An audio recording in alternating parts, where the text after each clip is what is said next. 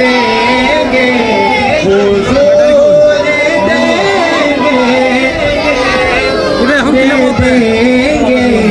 तुम अपना दामन बिछा के मांगो रसूल अकरम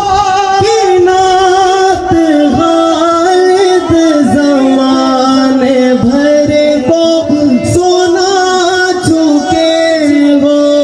रसूल अकरम की नात खालिद ज़माने भर को सुना चुके हो हुजूर को भी सुना के मांगो हुजूर देंगे जरूर देंगे हुजूर देंगे जरूर देंगे तुम अपना दामन बिछा के मांगो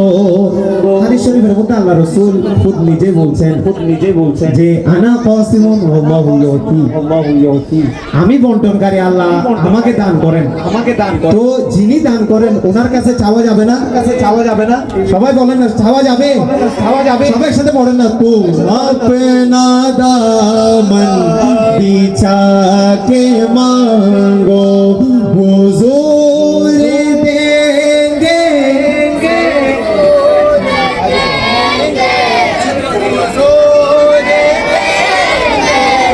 जरूर देंगे तुम अपना दामन बिछा के मांगो तुम अपना दामन बिछा के मांगो। अस्सलामु अलैकुम व रहमतुल्लाहि व बरकातुहू।